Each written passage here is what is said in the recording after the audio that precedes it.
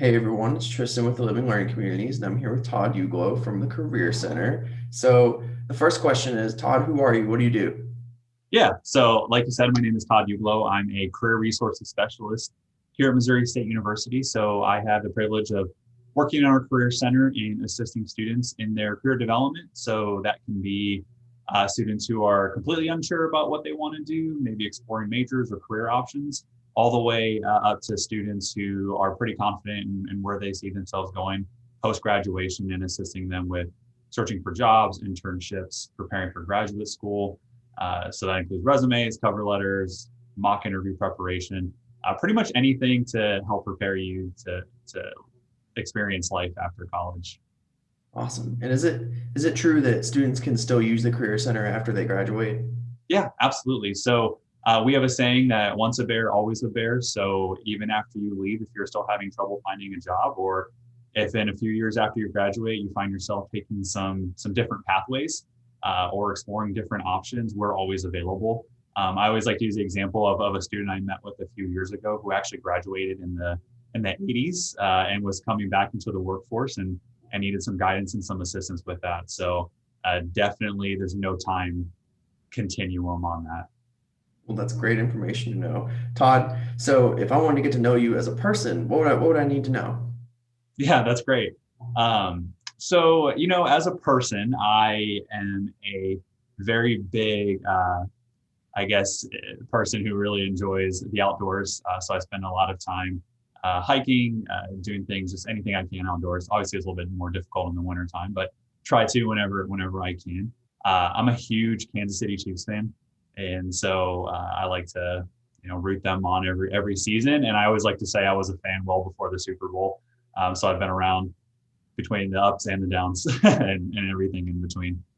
So that's something else to know about me. A fun fact is that I actually grew up part of my childhood in Hawaii, so that's always a fun little fact I like to use. Then moved to Missouri, so that was definitely an interesting transition.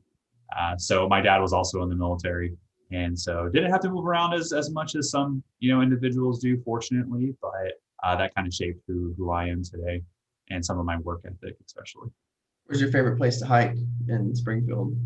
Yeah, so I have quite a few different spots I like to go. I just found one that's kind of north of town a few months back.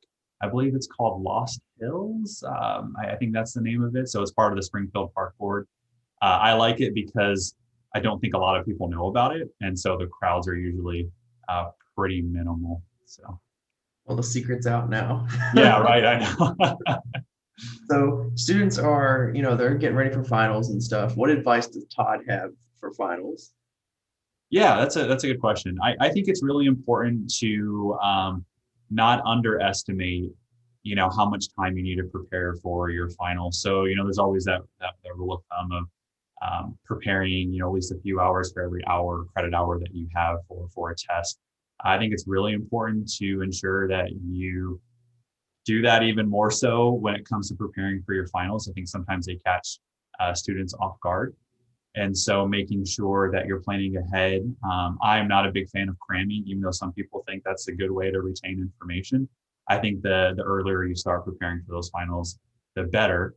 With that, I think a lot of students are always afraid to seek out help when it comes to that preparation. And even though this semester has obviously been really weird, unlike any other time that we've experienced, those resources are available on campus virtually and mostly in person too. So I think it's really important to tap into things like the Bear Claw and the Writing Center, friends that you have, people who live on your floor that are, good at a certain subject, being able to tap into them and having them help you with that preparation.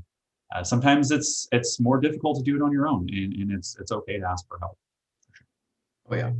And so people, let's say they get done with their finals, right? And they're going home.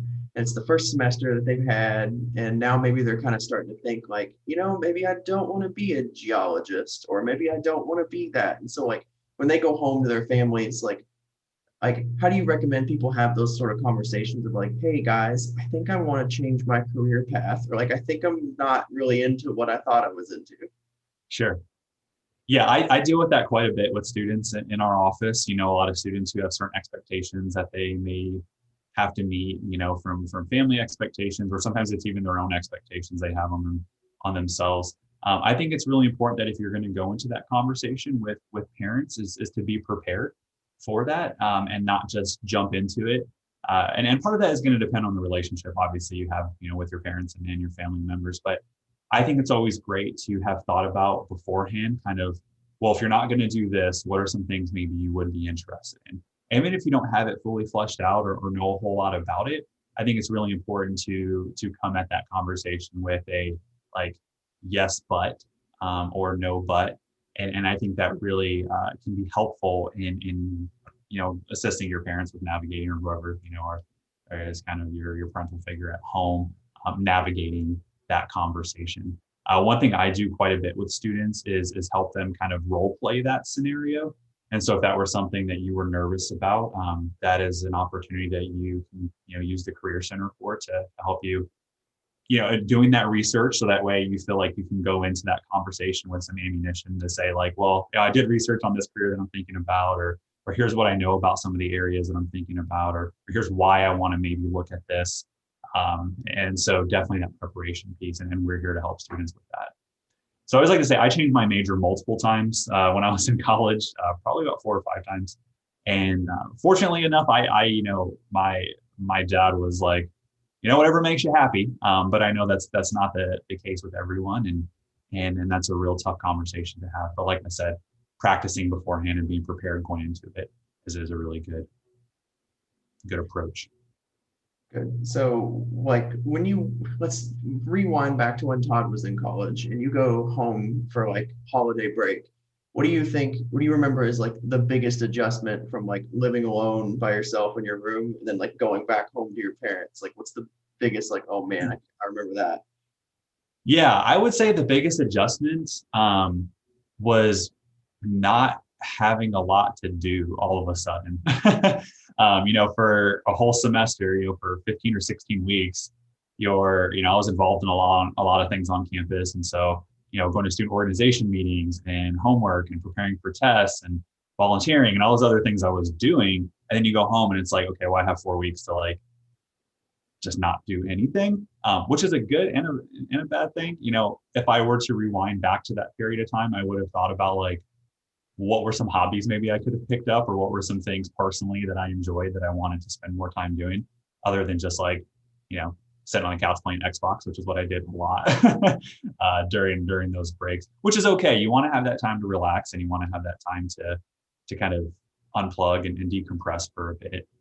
So I think that was probably like the biggest adjustment, to go from going 900 miles an hour to like 10 miles an hour. How important is like that December, January like time frame when it comes to like people applying for jobs and like like things like that? Yeah, I think it's super important. I think that what I recommend to students a lot is to use that time to prepare for your job or internship search, especially if you're at that point. Now, if you're a freshman or a sophomore, you may not be thinking about that at this point, but especially if you're getting into your junior or senior year, where having that experience on your resume is going to be super vital to kind of your ability to find a job after college. And so I think part of, while you want to rest and decompress, obviously during that time, making sure that you're not losing focus of what the priorities need to be for that upcoming semester. A lot of employers in all different fields will start posting job opportunities and internships, sometimes in the fall, but pretty heavily in the spring. And so while you may not see a lot posted during winter break, you can definitely do some things to help you prepare. So that could be working on your resume and getting that to a solid point where you feel good and comfortable with using it for a job search. Starting to do your research on possible businesses or companies or organizations you might want to work for. And so those are all little things that you could start doing over break. So then that way, when the spring semester kicks off again, it's one less thing that you have to worry about. And then you can just start applying for those opportunities as they come available. So especially if you're a junior or senior, definitely using those breaks to prepare for that upcoming job or internship search. And what's something that you recommend everyone do? It could be academic or not when they come back to campus in the spring. Yeah, get yourself organized for sure. Especially if you're a freshman or a first year student, you were able to spend that whole fall semester kind of like making all your mistakes when it comes to time management and just organization. And so really thinking about like the next semester is a fresh start, and that's the thing I love about college and how it's set up is that, it's semesters. So, once fall is done, it's done. And then now you're moving on to the spring. And so really thinking about what were those mistakes that you made when it came to your time management or organizational skills, and then really looking at, rectifying those for the spring semester. Maybe you thought about getting a planner and actually using it and not just letting it sit as like a paperweight on your desk. Really using that planner and doing that before classes even start, or as soon as you start getting your syllabus, from your professors, putting those tests in there, those assignment due dates, just to get that started. It doesn't have to be a physical planner. Some people do better with like a phone app or whatever, but finding that what works best for you. Yeah, for sure. I use the phone app quite a bit. I was one of those people who spent a lot of money on planners because I thought you were just like supposed to have one. In college, and they ended up in the bottom of my backpack, honestly. And then I finally discovered that I work much better with because I have my phone with me all the time, with having all that on a calendar or, virtually. It just worked better for me. So again, thinking about those things, those mistakes that you made, and then looking at, how you can fix that for the future.